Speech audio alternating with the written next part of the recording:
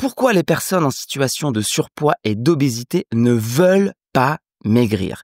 C'est un postulat choc, une problématique très importante que je vais tenter de résoudre pour vous dans ce nouveau podcast. Restez bien connectés, ça se passe tout de suite après le générique.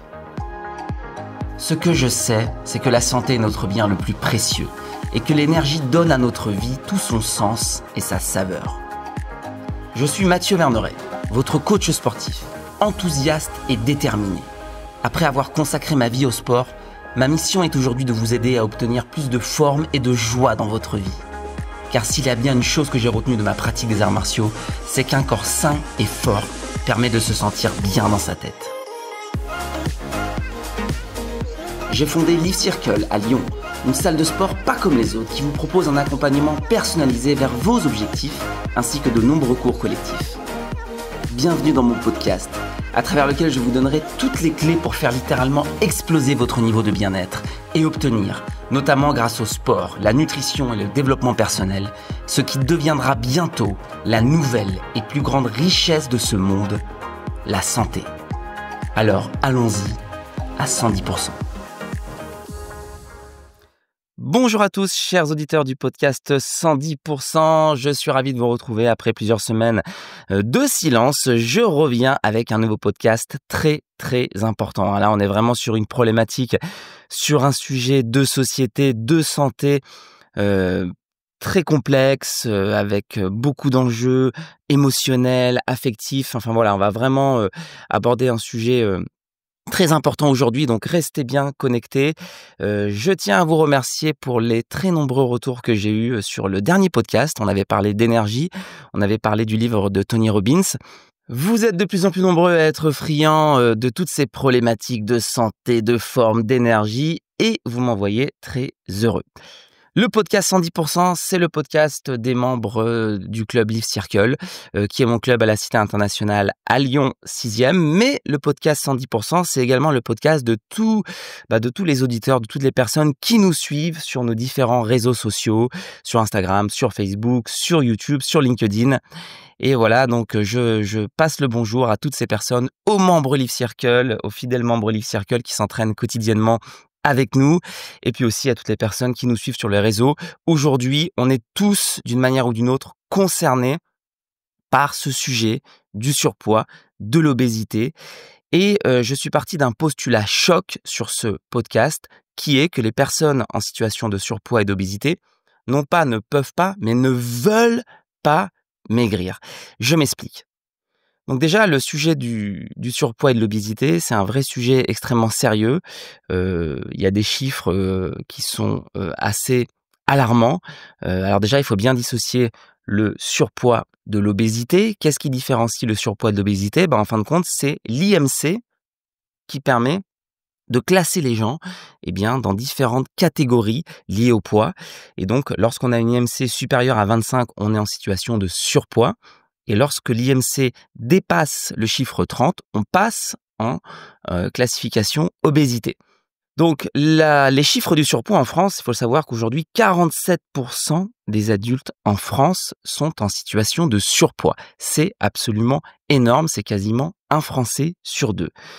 Et concernant l'obésité, on est arrivé à un chiffre de 17% des adultes en France qui sont obèses. Donc, on est encore très loin des États-Unis où 41% des adultes sont, eux, directement en situation d'obésité. Donc là, on est vraiment dans un autre monde. Mais quand même, un Français sur deux en situation de surpoids, c'est alarmant. C'est un vrai phénomène de société. C'est une évolution de nos sociétés qui nous amène à ces modes de vie, qui nous amène à cette alimentation. Et aujourd'hui, c'est un fait statistique. Voilà, une personne sur deux est en situation de surpoids. Donc, si ça nous concerne pas nous, ça concerne nos amis, notre famille. On est tous concernés par le surpoids. En réalité, le titre de ce podcast fait plutôt référence aux personnes en situation d'obésité. Pourquoi?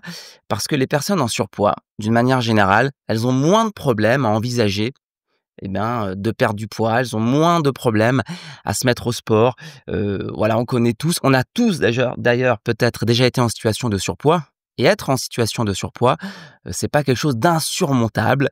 On peut envisager de perdre du poids, de se mettre au sport, de faire des efforts. En revanche, lorsqu'on est en situation d'obésité, ça se complique. Et en fin de compte, c'est vraiment aujourd'hui vers ce public-là que je m'adresse et que je porte ma problématique et mon analyse.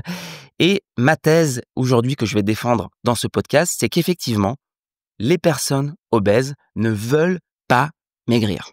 Alors évidemment, vous vous doutez bien que le résultat de la thèse ne sera pas le titre, c'est-à-dire qu'on ne va pas arriver à la conclusion brute que les personnes obèses ne veulent pas maigrir, mais on va essayer de comprendre qu'est-ce qui se passe dans la tête d'une personne obèse, comment envisager la perte de poids, comment considérer sa santé. C'est toutes ces questions que je me suis posées et que je me pose depuis très longtemps, parce qu'en tant que coach, vous savez que j'ai été personal trainer pendant 10 ans avant de lancer Live Circle, et j'ai été confronté et j'ai travaillé avec pas mal de personnes, alors évidemment en situation de surpoids, ça c'est normal, mais des personnes en situation d'obèse. D'ailleurs, à propos, quand on parle du terme obèse, les gens ont tendance à faire une erreur, c'est qu'ils pensent tout de suite aux gens en état d'obésité morbide.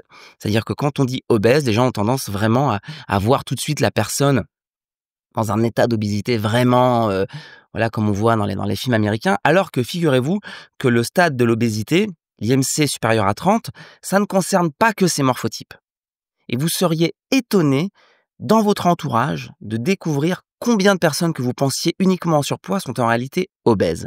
Donc moi, j'ai beaucoup travaillé avec des obèses de différents stades, évidemment, et c'est toujours un public qui m'a posé énormément de problématiques, parce que c'est dur de faire prendre conscience à ces personnes-là, eh bien, l'idée de la remise en forme, l'idée du sport. C'est très dur d'avoir des résultats avec le public obèse, et j'ai souvent été en échec avec ces personnes-là. Je pense notamment à des expériences que j'ai eues, notamment au début de ma carrière de coach, où j'encadrais des personnes en situation d'obésité. On allait marcher au parc ensemble. Je tentais de mettre en place des programmes alimentaires, mais je vais être très honnête, j'ai été beaucoup en échec avec ce public, et c'est pour ça que ça fait déjà de très nombreuses années que je me questionne sur les méthodes et sur voilà, les techniques pour aider ces personnes à perdre du poids. Et au final, je suis arrivé à une conclusion et à la thèse que je vais commencer à développer pour vous.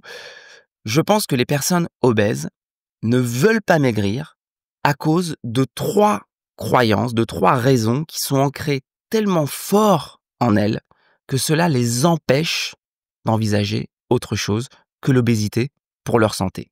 Ces 3 raisons, ces 3 croyances, je vais vous les détailler tout de suite. La première raison qui fait que les personnes en situation d'obésité ne veulent pas maigrir, c'est qu'ils sous-estiment leurs responsabilités parce que les personnes minces la surestiment. Waouh, waouh, waouh, c'est du lourd. Alors, je vais la refaire. On se concentre. Alors là, attention, là, on est obligé d'être concentré. Donc, si vous êtes en voiture, là, vous arrêtez sur le bas-côté. Si vous êtes chez vous, vous enfermez dans une chambre. Là, il va falloir vous concentrer parce qu'on va monter le niveau, là, au niveau de l'analyse. Il va falloir être totalement disponible. Je répète, les personnes obèses ne veulent pas maigrir parce qu'elles sous-estiment leurs responsabilités. Parce que nous, on a un tort, c'est qu'on surestime cette responsabilité. Je m'explique. Dans une situation de santé, quelle qu'elle soit, en l'occurrence l'obésité, il y a 2 facteurs qui créent cette situation. Le premier facteur, c'est le déterminisme biologique. Et le deuxième facteur, c'est le mode de vie. Donc en fait, votre état actuel, il est déterminé par 2 choses. Par votre déterminisme biologique, ça veut dire votre génétique, ce que vos parents vous ont légué, la manière dont votre organisme est constitué, votre carte hormonale, votre microbiote, en gros, tous les réglages physiologiques de votre corps, eh bien, ça crée effectivement une génétique, un déterminisme biologique. Et à côté de ça, vous avez votre mode de vie. Et le mode de vie, c'est quoi? C'est votre manière de vous alimenter. C'est votre manière de bouger. C'est vos activités physiques. Mais c'est également votre mindset. Tout ce qui peut influer au niveau de vos actions. Voilà. Donc, en gros, la grande question dans un état de santé, c'est quelle est la part du déterminisme biologique et quelle est la part du mode de vie dans un état de santé donné. Alors, je vous le donne en 1000. Pour l'obésité, on considère, alors moi, de manière empirique, je serais arrivé à peu près à la même conclusion et j'ai fait des recherches qui montrent qu'effectivement, on arrive à des chiffres qui se regroupent vraiment selon les différentes études, les différents sites, les différentes sources que j'ai regroupées. la part du déterminisme biologique pour un obèse est de l'ordre de 40% et l'impact de son mode de vie de l'ordre de 60%. Et je pense que c'est une réalité que peu de gens comprennent, que peu de gens peuvent entrevoir. C'est que dans un état de santé, oui, notre mode de vie impacte, mais il y a une part non négligeable qui va venir impacter et dont on n'est pas responsable. Ma thèse, c'est que les personnes obèses sous-estiment énormément l'impact de leur mode de vie. Pourquoi ? Parce qu'ils savent qu'il y a une part de leur obésité dont ils ne sont pas responsables. Et le problème, c'est que les personnes minces, les personnes qui n'ont aucun problème avec le poids, elles surestiment l'impact de leur mode de vie.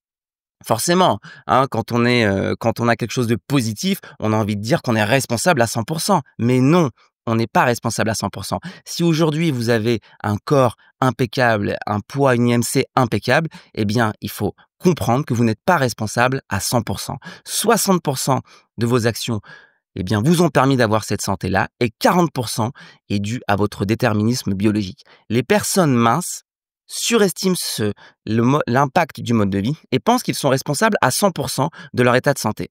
Et du coup, inconsciemment ou consciemment, je pense qu'on envoie un message hyper pervers, hyper dur aux personnes obèses en leur disant vous voyez, nous on est aux commandes, si vous faisiez comme nous, si vous vous preniez en main, vous pourriez résoudre votre problématique parce que tout dépend du mode de vie et des actions. C'est faux, c'est absolument faux. Et le problème, c'est que tout le monde se plante. C'est-à-dire que les personnes qui sont en bonne santé, elles sont dans une espèce d'ego, elles sont dans une illusion d'orgueil de penser qu'elles sont responsables à 100%. Non, vous n'êtes pas responsable à 100% de votre état de santé parce que la génétique, les hormones, le microbiote, ça existe et ça compte. Figurez-vous que les personnes obèses ne sont pas responsables à 100%. Et si nous, on commençait par comprendre ça, peut-être qu'on enverrait des messages un peu moins violents, un peu moins durs envers ces gens. Parce que ces gens-là, du coup, qui reçoivent toute la journée cette espèce de rafale d'ego et de dureté, de méchanceté de gens qui sont pas concernés par le surpoids. Le problème et l'effet pervers de faire ça, c'est que la personne obèse, elle se retrouve dans un espèce de bug parce qu'elle sait au fond d'elle qu'elle n'est pas responsable de tout. Moi, je connais des personnes en situation de surpoids qui mangent mieux que vous et nous et moi réunis. Et pourtant, le poids ne bouge pas. Donc, quand on a pris conscience de ça, quand on est une personne obèse et qu'on a pris conscience qu'on a beau faire des efforts et que rien ne se passe, et que d'un autre côté, qu'on doit être responsable de tout, qu'est-ce qui se passe ? On bug, on comprend plus. Et du coup, qu'est-ce qui se passe quand on comprend pas ? On va complètement désacraliser les chiffres et on va se dire finalement, je ne contrôle rien. Et du coup, on va perdre totalement cette notion de responsabilité. Les choses pourraient être beaucoup plus mesurées, les choses pourraient être beaucoup plus partagées si on faisait tous la part des choses. Si les personnes en bonne santé admettaient la part du déterminisme biologique, on aiderait les personnes en mauvaise santé à admettre qu'effectivement, leur mode de vie pourrait impacter et à admettre et à leur concéder qu'il y a une part de leur obésité qui n'est pas de leur fait. Ça, c'est important. La réalité, c'est quoi ? C'est 40% physiologie, 60% mode de vie. Si les personnes en situation d'obésité savaient ça, comprenaient ça, et si ces chiffres étaient communément admis par tous, on aiderait les gens à perdre du poids. J'en suis persuadé. Le problème, c'est qu'on est dans une société aujourd'hui avec, je dirais, qui va dans le sens inverse. Mais après, moi, je suis dans un monde qui est le monde de l'entrepreneuriat, le leadership, où on est à fond là-dedans. Aujourd'hui, le message qui est délivré aux entrepreneurs, c'est vous êtes responsable de tout, vos efforts, votre intelligence, votre capacité à apprendre, c'est ça qui va vous faire réussir. Mais il y a aussi un déterminisme. Le déterminisme, on le subit. Il y a un déterminisme économique, culturel, il y a un déterminisme de conjoncture. On n'est pas responsable de tout. Donc, je pense qu'en fait, admettre qu'on n'est pas responsable de tout peut nous permettre d'obtenir plus de résultats. Le problème de ce comportement, quand on dit les obèses, c'est de leur faute, s'ils faisaient des efforts, etc. Tout ça, c'est de la méchanceté, tout ça, c'est de l'ego, tout ça, c'est de la bêtise. Et je pense que ça détruit ces gens Et au final, qu'est-ce que ça induit? Une perte de confiance. Et quand on a perdu la confiance, on peut plus perdre de poids. La deuxième raison qui fait que les personnes obèses ne veulent pas maigrir, c'est qu'ils pensent que le sport n'est pas fait pour eux. Pourquoi? Encore une fois, on vit dans un pays, je pense qu'on est très en retard encore dans la conception du sport et dans la relation qu'on doit créer du sport et de la santé. Et aujourd'hui, il y a dans l'inconscient collectif une réalité qui est sport et obésité ne sont pas compatibles. Donc quand on est obèse, on a un postulat de départ qui dit « je suis obèse, je ne peux pas faire de sport » parce que c'est comme ça. Eh bien, je vais commencer ma thèse sur ce point précis en vous donnant 3 exemples de sports de très haut niveau avec des athlètes en situation d'obésité. Et là, vous vous dites « mais waouh, qu'est-ce qu'il nous fait là ?» Eh bien, c'est un exemple, ça va pas résoudre la problématique, mais je pense que c'est pour démarrer, c'est pas mal. Il y a des sports où il y a des athlètes de haut niveau en situation d'obésité. Le premier, c'est le sumo. Alors vous allez me dire, ouais, t'es marrant comme exemple. Mais je suis désolé, les sumos sont des athlètes de haut niveau. Ils s'entraînent, ils ont des capacités physiques hors normes. Regardez un tournoi de sumo, c'est des athlètes de haut niveau. Alors oui, ils sont en situation d'obésité, mais je peux vous dire que les sumos n'ont pas d'arthrose du genou. Je peux vous dire que les sumos n'ont pas de tendinite. Je peux vous dire que les sumos n'ont pas tous ces troubles qu'on connaît liés à l'obésité. Un deuxième exemple beaucoup plus parlant en athlétisme, c'est le lancer de poids. Si vous regardez les Jeux Olympiques, le lancer de poids, vous avez des athlètes qui sont obèses, qui ont des IMC à 30, c'est une certitude. Pourquoi? Parce que je dirais l'impact du poids dans le mouvement, dans la dynamique du geste fait qu'effectivement, il faut être lourd pour propulser le poids. Et donc, on a aussi des athlètes olympiques qui ont des IMC qui avoisinent 30 et qui sont des athlètes de haut niveau. Troisième exemple, alors là, c'est peut-être pas des obèses, mais des personnes en situation de surpoids limite obèse. En rugby, on a aussi, alors c'est moins le cas maintenant, mais vous regardez les matchs de rugby il y a 10, 15 ans, 20 ans, vous avez des joueurs qui ont des IMC proches de 30 et qui sont des athlètes exceptionnels. On peut faire du sport en situation d'obésité. On peut. Il faut arrêter avec cette folie. On peut. Le vrai problème, c'est que c'est la mentalité française. La mentalité française, c'est le regard. Si vous allez dans la salle de sport, alors pas dans la mienne, pas Live Circle, parce qu'à Live Circle, on est peut-être une des seules salles de sport en France où on a des critères complètement dingues. D'ailleurs, je suis beaucoup critiqué là-dessus. Chez nous, il n'y a pas de débardeur, on n'accueille pas tout le monde, il y a un comportement, etc.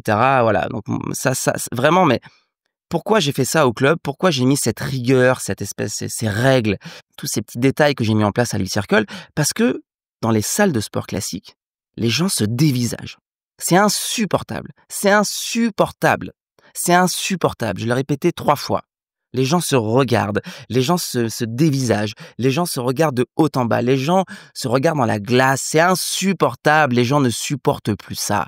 Les gens ne supportent plus ça. Alors imaginez un obèse qui rentre dans une salle de sport en France, mais imaginez une seconde, c'est impossible, il va être dévisagé, il va être jugé, il va se sentir mais plus bactère. Comment voulez-vous qu'un obèse s'entraîne entre 2 bodybuilders devant la glace qui s'admirent, qui sont dans un narcissisme complètement fou? C'est impossible, c'est incompatible. C'est incompatible. Moi, je suis allé aux États-Unis m'entraîner à Los Angeles dans le fameux Gold's Gym. Eh bien, je peux vous dire que dans ce club, tout le monde est mélangé, personne se regarde et il y a une vraie convivialité, il y a un vrai esprit sportif.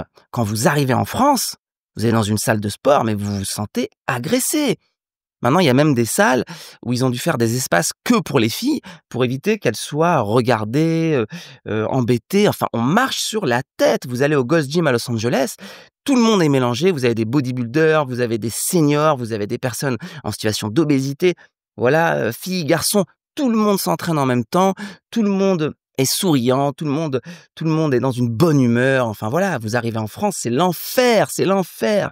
Donc comment voulez-vous qu'une personne en situation d'obésité évolue dans ce milieu? Donc on entend partout, et il y a cette espèce de réalité invisible qui est que le sport est incompatible avec l'obésité, c'est totalement faux. Et 2, les établissements et même les lieux en France où on fait du sport, eh bien, il y a cette mentalité française insupportable où on ne peut pas et on ne veut pas accueillir ces gens. Il faut être honnête. Donc, ça fait quand même un deuxième point important. Troisième point, troisième raison qui fait que les personnes obèses ne veulent pas maigrir? Parce qu'ils ont développé un confort affectif avec l'alimentation qui est très dur à rompre. Parce que le problème de tout ça, quand vous entendez toute la journée que vous êtes obèse, que c'est de votre faute et que si vous étiez plus fort et que si vous étiez courageux, vous n'auriez pas de problème de poids. Vous allez dans une salle de sport, on vous dévisage. Qu'est-ce que vous faites? Vous rentrez chez vous, vous mangez. Et ça, tout le monde le fait, hein, même les minces, hein, même les maigres, tout le monde le fait. Quand on n'a pas trop le moral, quand on se sent mal, on mange et on développe une relation affective avec la nourriture. Le problème, c'est que les personnes obèses, elles ont développé ce schéma fois 10 parce qu'elles se sentent mal dans leur corps, elles se sentent regardées. Donc du coup, le confort affectif, la relation affective avec la nourriture est encore plus forte. Et le problème, c'est que vu que génétiquement, ils sont pas aidés non plus, eh ben les conséquences sont encore plus dramatiques. Donc ces personnes-là ont développé un lien affectif, j'en ai beaucoup parlé dans le programme Nutrilif, avec l'alimentation, qu'il est tout bonnement impossible de rompre. Je vais vous donner une anecdote. Je coachais une personne en situation d'obésité à son domicile, il y a quelques années de ça. Je me souviens, j'avais une magnifique relation avec cette personne qui était d'ailleurs, qui avait plus de 70 ans, hein. C'était une femme, en situation d'obésité. J'allais la voir chez elle 2 fois par semaine et au fil des mois, parce que c'est quand même mon rôle, j'essayais de lui faire prendre conscience que ce serait peut-être bien qu'elle fasse attention à mieux s'alimenter, qu'on puisse augmenter un petit peu, les séances pour progresser. Elle m'a dit: «OK, OK Mathieu, il y a pas de problème, on fait tout ça». Mais un jour, elle m'a dit: «Mathieu, ne me parle pas d'alimentation parce que c'est le seul plaisir de ma vie». Est-ce que vous vous rendez compte? Elle m'avait dit: «Ne me parle pas d'alimentation, s'il te plaît Mathieu, je ferai tous les efforts que tu veux. On se verra plus, on soulèvera plus, je ferai tous les efforts, j'irai marcher, je ferai tout ce que tu me diras. Mais ne me parle pas d'alimentation. Je t'en conjure, aujourd'hui dans ma vie, je n'ai plus rien. Je suis seul, je n'ai plus de mari, mes enfants habitent loin, je ne travaille plus, je m'ennuie. La seule chose, mon seul plaisir, c'est l'alimentation. Qu'est-ce que vous voulez que je lui dise? Qu'est-ce que vous voulez que je lui dise?» Eh ben, vous savez ce que je lui ai dit? Je lui ai dit: «OK, il y a pas de problème, on va marcher, on va augmenter le sport, on va essayer de faire la chose autrement et on parlera pas d'alimentation». Quand on est à ce point lié à l'alimentation, dans une espèce de dépendance affective, c'est plus un lien, c'est une prison affective. Est-ce que vous pensez que c'est facile de sortir de ça, de rompre ça? C'est impossible, c'est très compliqué. C'est pas impossible, c'est très compliqué. C'est très compliqué. Donc voilà, je vous ai énoncé les 3 raisons. Pourquoi les personnes obèses ne veulent pas maigrir? C'est pas qu'elles ne veulent pas maigrir, c'est que c'est très, très, très dur. Comprenez que quand on sous-estime l'impact de son mode de vie, quand on a perdu cette notion de responsabilité, quand on pense que le sport est impossible, quand on n'est pas à l'aise dans les endroits où on fait du sport, et quand on est enfermé dans une prison affective avec la nourriture, c'est pas qu'ils veulent pas, c'est que c'est trop dur. Vous comprenez mon titre? Pourquoi les personnes obèses ne veulent pas maigrir? C'est pas qu'elles ne veulent pas maigrir, c'est que c'est trop dur. C'est trop dur. Déjà qu'on a du mal à faire maigrir les personnes en surpoids, donc c'est très compliqué. Donc, vous allez dire: «Mathieu, tu termines sur une note pessimiste, ça te ressemble pas et en plus on peut pas s'arrêter à ce constat». Mais je pense qu'à un moment donné, si on veut résoudre un problème, il faut arrêter de se mentir. Moi, quand je vois les coachs sur internet qui s'adressent aux obèses, on va vous faire un programme avec des PDF, avec des petites vidéos sympathiques. Mais non, mais arrêtez. Vous n'avez pas conscience de là où vous allez. Vous n'avez pas conscience de la profondeur des choses. Arrêtez avec ça. Il faut arrêter de s'adresser à ces gens comme si ils avaient 2 kilos à perdre ou comme si voilà, ils avaient les mêmes problématiques que les gens minces. Il faut arrêter. Évidemment, évidemment qu'il y a des solutions, mais ça commence par une acceptation de tout ça. Et nous aussi, on a une responsabilité en tant que coach, en tant que personne mince, en tant que personne qu'on va côtoyer aussi dans les milieux sportifs. On a une énorme responsabilité. On doit s'entraider et pas se juger. Je pense qu'on peut tout à fait s'en sortir. Et je pense qu'on peut tout à fait maigrir. Et d'ailleurs, il y en a beaucoup qui l'ont fait, même si c'est très dur. Alors oui, ça va filtrer. Oui, tous les obèses ne pourront pas maigrir. Ça, c'est une certitude. Parce que quelque chose qui est dur, eh bien, ça filtre. Et ouais, ça, c'est malheureux. Alors ça, c'est la loi de la vie. Je peux rien faire pour ça. Par contre, pour les personnes qui auront cette volonté et qui voudront vraiment y arriver, évidemment que c'est possible. Évidemment que c'est possible. Il suffit d'avoir une véritable prise de conscience. La première prise de conscience, c'est retrouver le sens des responsabilités. Mon poids est déterminé à 60% par mon mode de vie. Il faut avoir foi en ça. Il faut reprendre cette responsabilité. Il faut retrouver son sens des responsabilités. Le deuxième point de cette prise de conscience, c'est qu'il va falloir accepter cette mentalité française insupportable et accepter le regard des autres. Il va falloir aller sur le regard des autres, l'accepter, l'ignorer. Il va falloir être fort mentalement pour ça. Parce que ça ne changera pas, malheureusement. Sauf à Live Circle où tout ça n'existe pas. Parce que moi, si je vois quelqu'un à Live Circle qui regarde de travers quelqu'un, je le vire. Et ça peut vous paraître extrême, mais je l'ai déjà fait. Et je peux vous dire que je n'accepte rien de ce genre de comportement au club. Et la troisième prise de conscience, c'est avoir le courage de rompre cette prison affective avec l'alimentation. Mais ça arrive en troisième. Ça arrive en troisième. Le plus important, c'est reprendre le sens des responsabilités.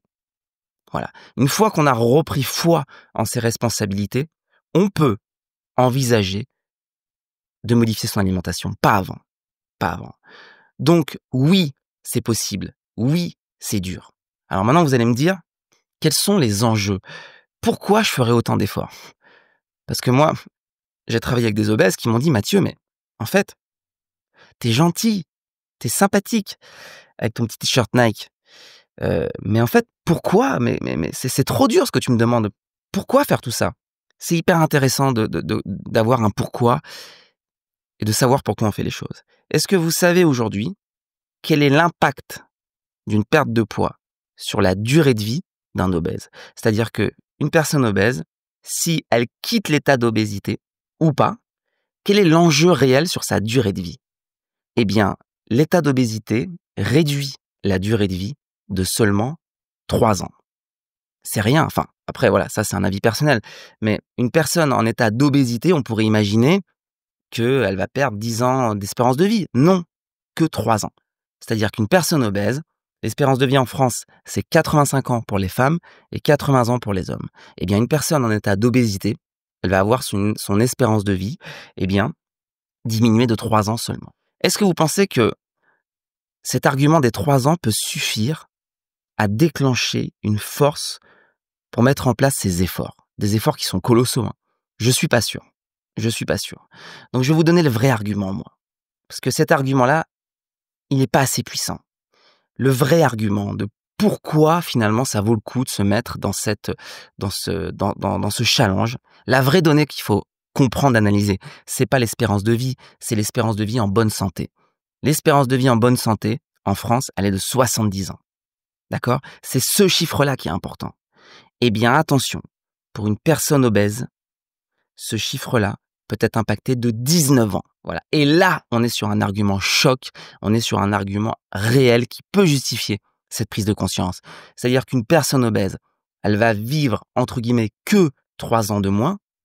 En revanche, elle va perdre 19 ans de qualité de vie. Ça veut dire qu'une personne obèse, à partir de 50 ans, statistiquement, elle va être malade. Et ça, c'est un argument choc et ça peut être le départ d'une prise de conscience. Ça peut être, et ça doit être le départ d'une prise de conscience. Vous ne voulez pas avoir une vie malade de 50 ans à 80 ans. C'est pas acceptable comme projet et ça doit être le point de départ de cette prise de conscience. C'est ce que je pense et c'est ma thèse que je viens de développer. Je vous ai donné effectivement, voilà ce qui était pour moi les raisons toujours non dites, les raisons cachées de l'obésité pas de l'obésité, mais de pourquoi ne pas sortir de l'obésité. Je vous ai donné la réalité aujourd'hui, la réalité qu'on n'entend nulle part, c'est celle que je vous ai donnée aujourd'hui. Je vous ai dit que c'était très dur. Je vous ai dit que tout le monde n'y arriverait pas. Oui, il y a un côté pas facile dans ma conclusion. Mais je vous dis aussi que c'est possible et que vous pouvez le faire. Si vous prenez une prise de conscience, vous y arriverez et vous pourrez agir significativement sur votre état de santé et sur votre espérance de vie en bonne santé. Et je pense que ça vaut le coup. Voilà le message, voilà ce que je voulais vous dire, à toutes les personnes, en situation d'obésité. C'était un message fort, c'était un message de quelqu'un qui pense à vous, qui travaille avec vous depuis longtemps. Hem, j'ai été souvent en échec, face à vous, je dois vous le dire et j'essaye de trouver des solutions et aujourd'hui, je pense que la solution elle est par le mindset, par la prise de conscience. Elle est pas par, le petit régime, trouvé sur internet. Elle est par là. Donc j'espère que ce podcast vous a inspiré. J'espère que ce podcast vous a fait mal parce que c'était le but. Je pense qu'à un moment donné, il faut prendre une gifle de réalisme. Je pense que la douleur est essentielle à la reconstruction. J'espère que ce podcast vous a fait mal. J'espère que j'ai dit des choses que vous avez jamais entendues. J'espère que j'ai relevé des failles que vous aviez jamais identifiées. Parce qu'à partir de cette douleur, vous allez pouvoir construire votre prise de conscience et vous allez pouvoir réussir. Et il faut terminer sur une note optimiste parce que je suis convaincu que vous pouvez obtenir des choses merveilleuses sur votre santé si vous avez le courage de prendre cette prise de conscience. Voilà. Et évidemment, j'ai parlé un petit peu du club tout au long de ce podcast. Si je peux vous aider et vous accompagner, évidemment que je le ferai. Vous avez compris ma mentalité, vous avez compris mon mindset. À Live Circle, si vous décidez de venir, vous serez reçu avec, de manière totalement normale, en fait. Vous serez reçu, en fait. Il y aura pas il y aura pas de différence, vous serez reçu et vous serez pris en charge exactement comme n'importe qui et on mettra en place un programme, adapté et on vous accompagnera. Voilà, donc n'hésitez pas à faire appel à moi si vous voulez qu'on bosse ensemble et puis pour toutes les personnes qui écouteront ce podcast, qui sont pas à Lyon, eh bien écoutez, j'espère qu'il vous a apporté de au final, après les différentes prises de conscience, beaucoup d'énergie, beaucoup de joie pour envisager la suite. Partagez ce podcast à des personnes qui auraient besoin de l'entendre. Le mieux que vous puissiez faire pour aider ce podcast et pour aider aussi les personnes autour de vous qui souffrent de cette problématique, eh bien, partagez ce podcast.